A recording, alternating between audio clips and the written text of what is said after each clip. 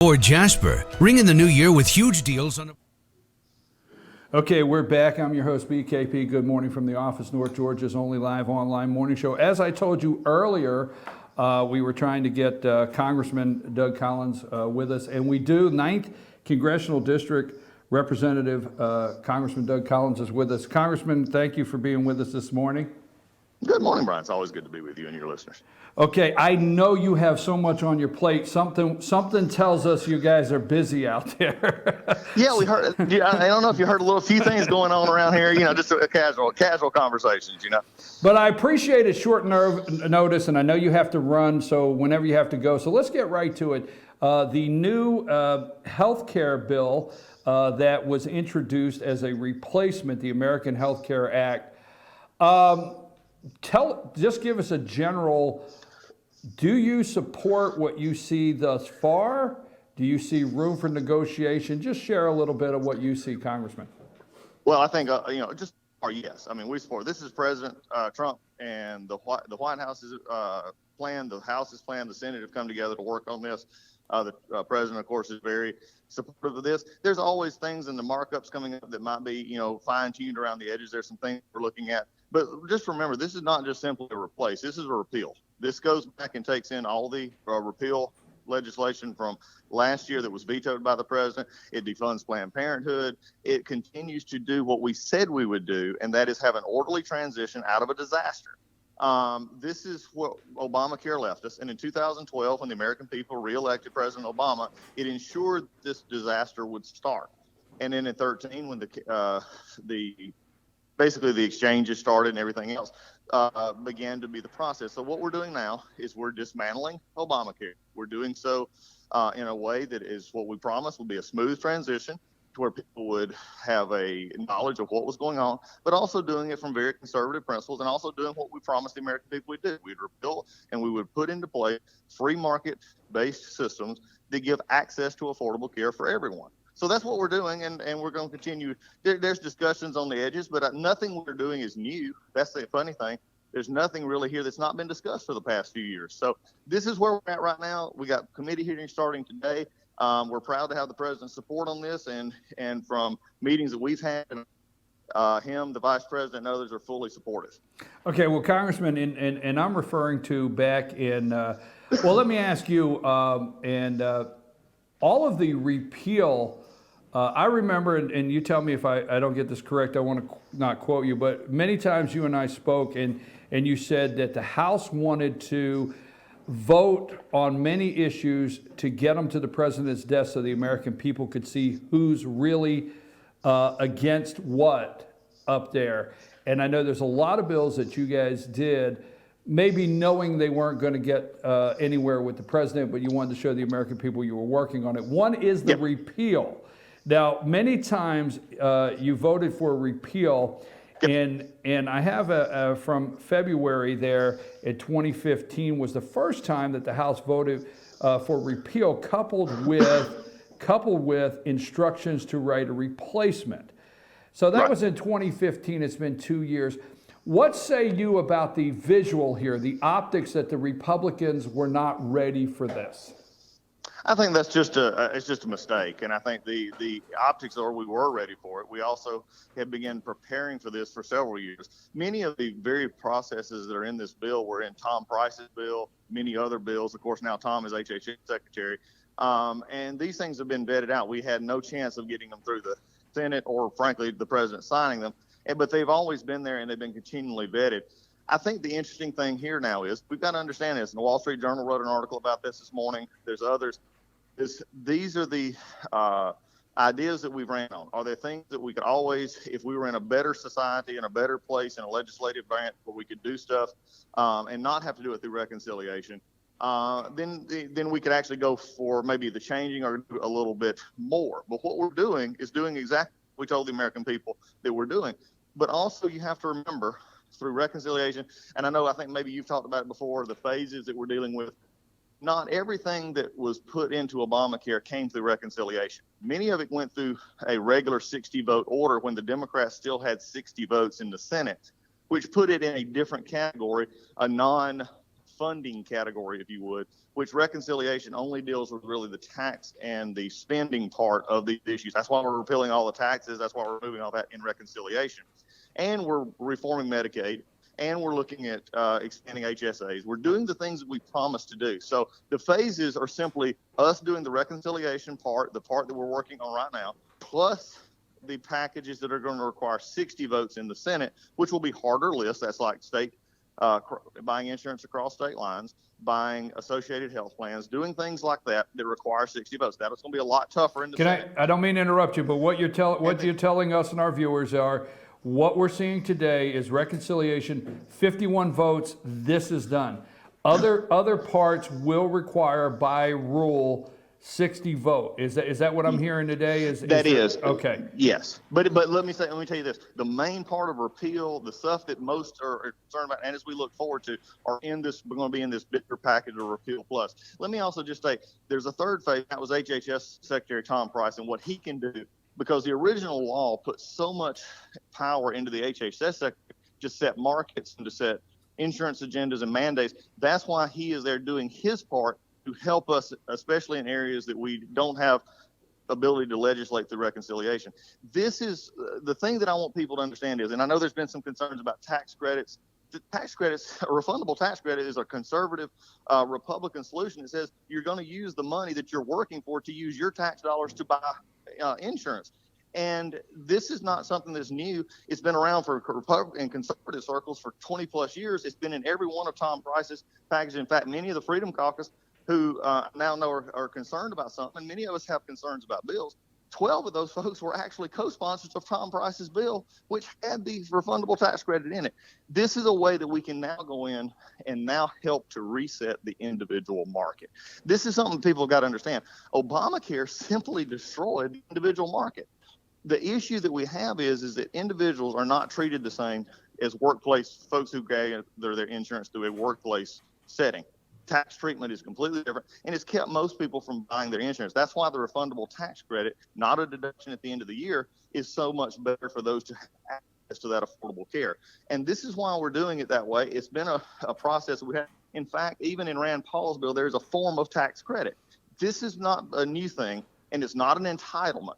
I'm not sure how you can use your own What are tax the dollars biggest as an things, entitlement. Congressman? What are the biggest things? You brought that up, and I know you're going to have to rush in a minute out of here. What are the biggest things that Jim Jordan, Rand Paul, Mike Lee, what are the things that they most oppose, and what do you think you have to do to get them on board to bring this package together? Well, I think at this point in time, they need to see that this is their opportunity to repeal Obamacare. And look, Jim Jordan is a dear friend of mine. We work together on a lot of things.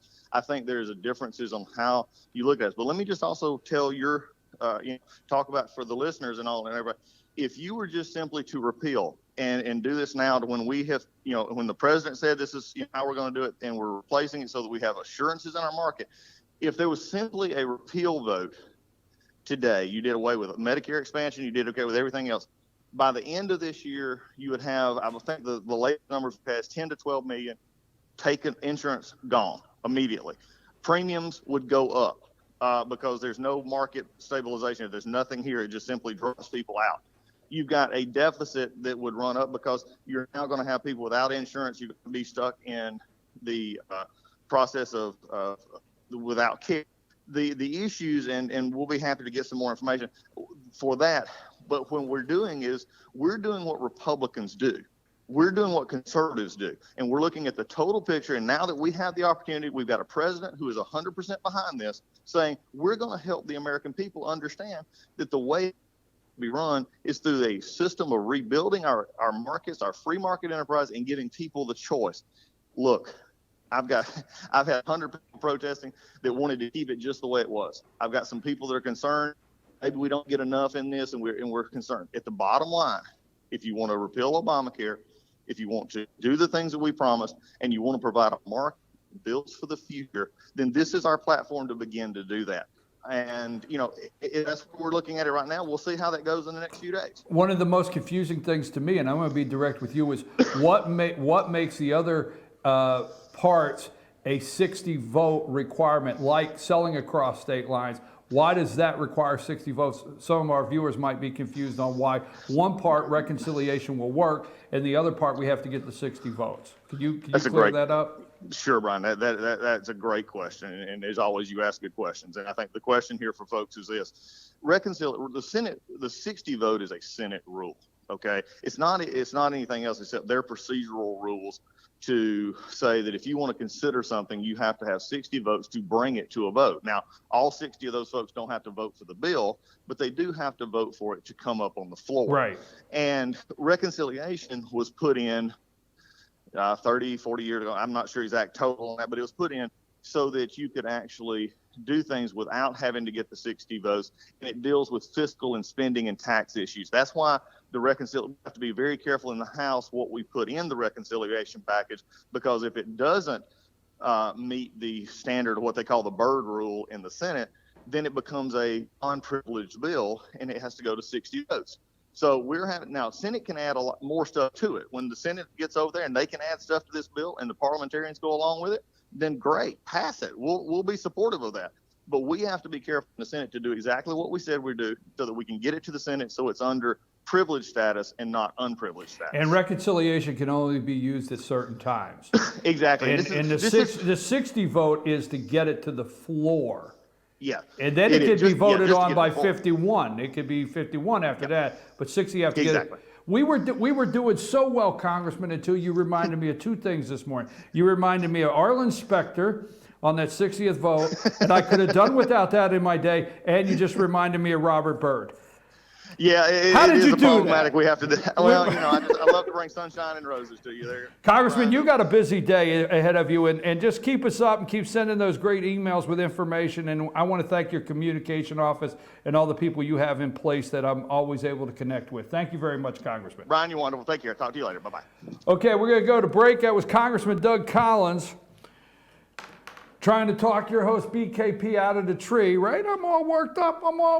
Just saying, double spark, all worked up. Okay, there you go. Don't say I didn't get the information. All right, trying to get the information for you. Right here, good morning from the office. I'm gonna take a brief break. We come back, it's gonna be time for tax tips with Beth Bennett from H&R Block, so stay with us.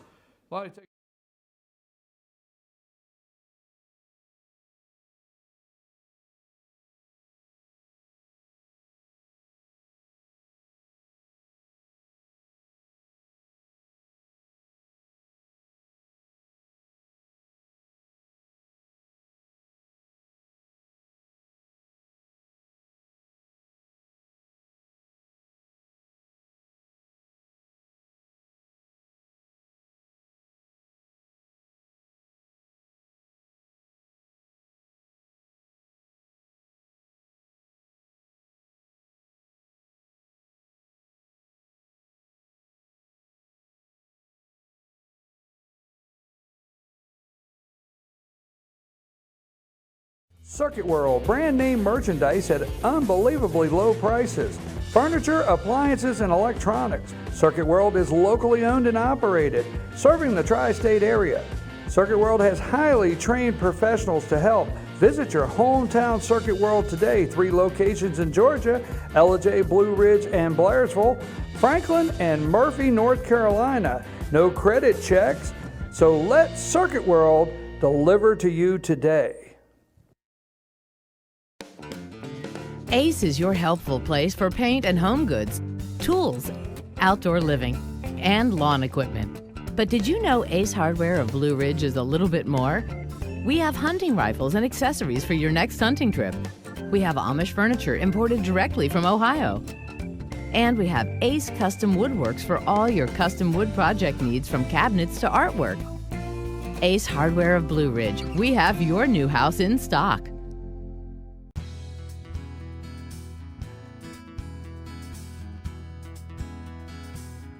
Hello, my name is Chad Watkins. I'm the manager at Larry's Body Shop. We are a family-owned and operated business and have been serving the North Georgia area since 1978. We are located at 1216 Progress Road in Ellijay, Georgia. Our shop specializes in collision repair, and we work with all major insurance companies.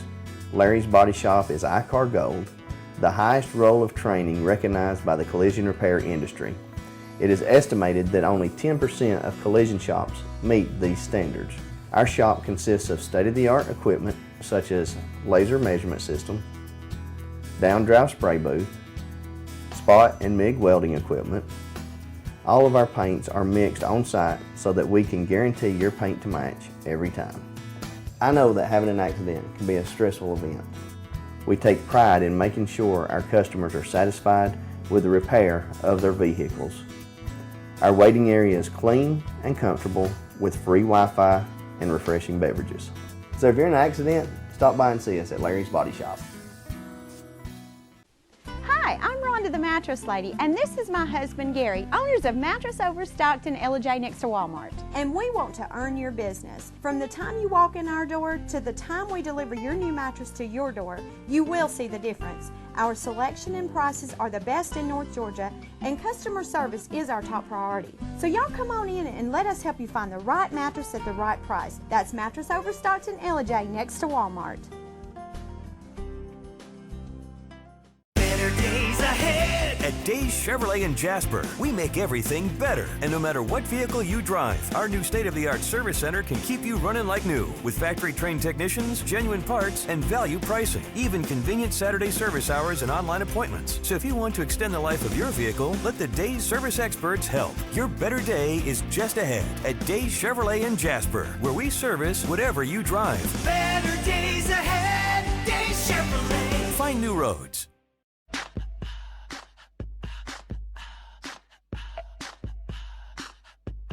What you gonna do with all that junk?